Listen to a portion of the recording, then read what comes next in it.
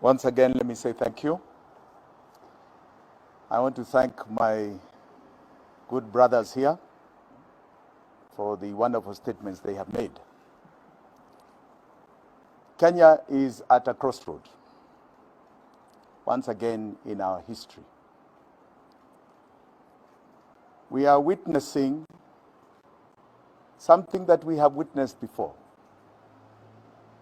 This was the time when black colonialism replaced white colonialism. And this climaxed at the period of the multi-party struggle in this country.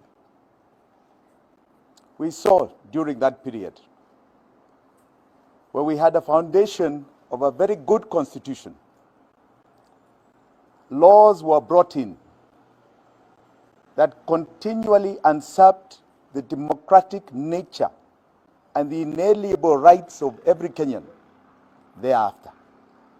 In fact, during the Moi period, I believe there were 141 new laws that were brought to subject the people of this country to a dictatorship untold. In 2010, we passed a new constitution, believing that we have got new rights embedded that people have fought for, believing people had died for. And we were very proud of that new constitution. And our prayer, come the 2013 election, was that there would be an ushering in of a new government that would ensure that the inalienable rights of that new constitution were going to be adhered to. And that the government that was coming into place in 2013 was going to be a government that was pro-reform to that constitution. It is evident to all of us today that this is a government that decided at the beginning it is going to claw back what we envisaged as the gains of the 2010 Constitution. We saw an attempt by this government to regularize and manage NGOs under a new PBO Act. That fight climaxed in 2017 when we saw, after the general election and the debacle of that general election, certain NGOs and their offices being vandalized by KRA and the police. Oppression of the alternate voice. We saw, as an excuse for terrorism, that the government had failed to manage. Draconian laws brought to a parliament to subject us to the previous Public Order Act that was very vicious in nature on our human rights. And that caused a lot of fights. Some of those laws were implemented, clawing back the reforms and the reform nature of the 2010 Constitution. They didn't stop there. They didn't stop there.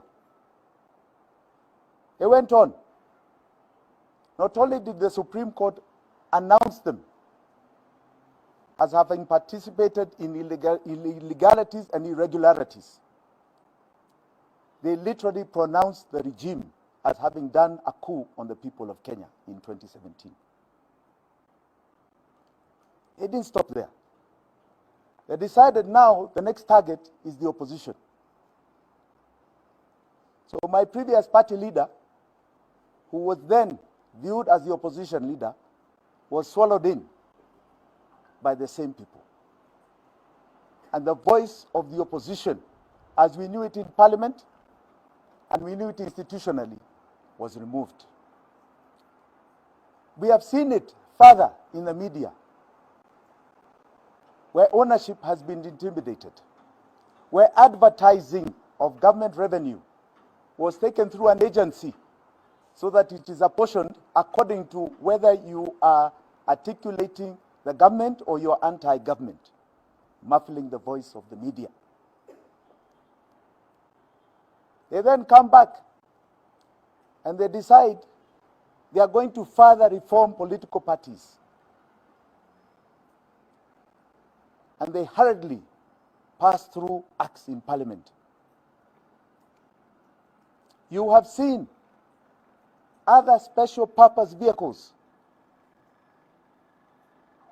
KRA, DCI, that were used even in the colonial period of Moi, start to be activated for the same purpose: muffle the voice of the people. And to climax it all, they put a cap on the registration of churches, so that now even churches can no longer speak. Churches are put in a corner. If you joke, we will deregister you. Now, we've seen this template before. And it is the template of dictatorship. It is the template, I want to assure Kenyans, that it was defeated before, we shall defeat again now. Oh, yes. Not tomorrow, now.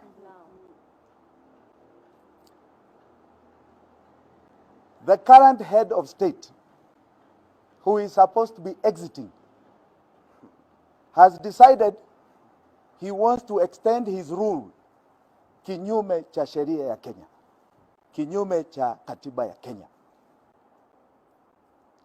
And all we are getting here is nothing else but a very vicious attempt to stifle any voice that is going to stop the path of trying to illegally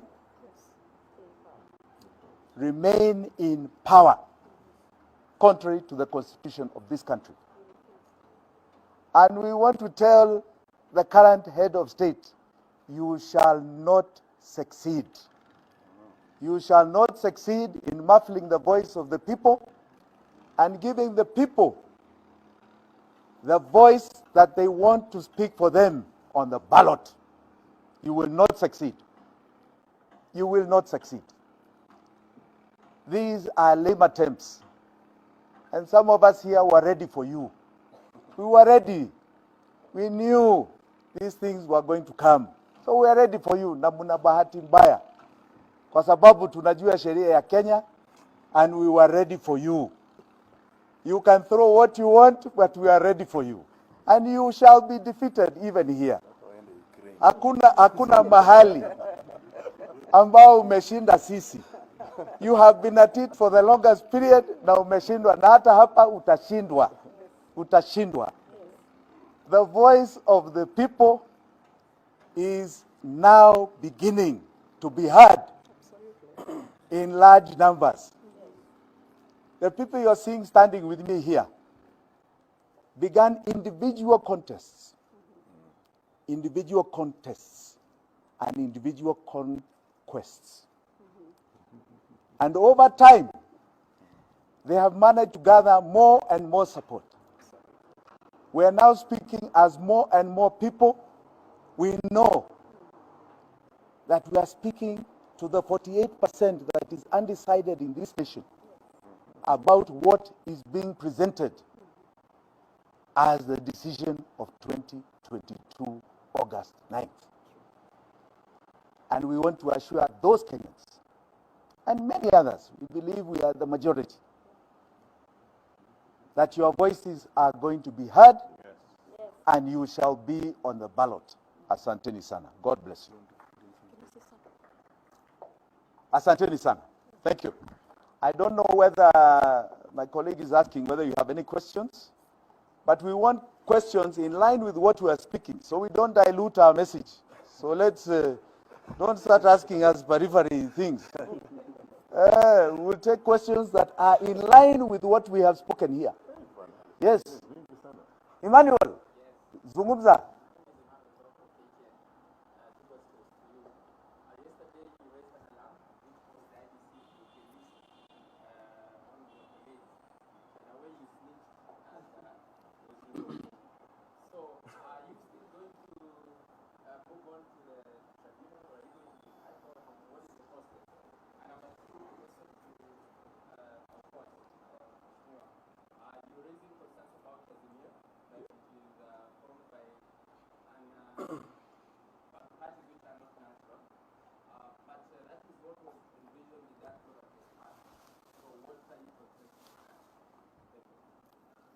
Good. Why don't you start? Okay.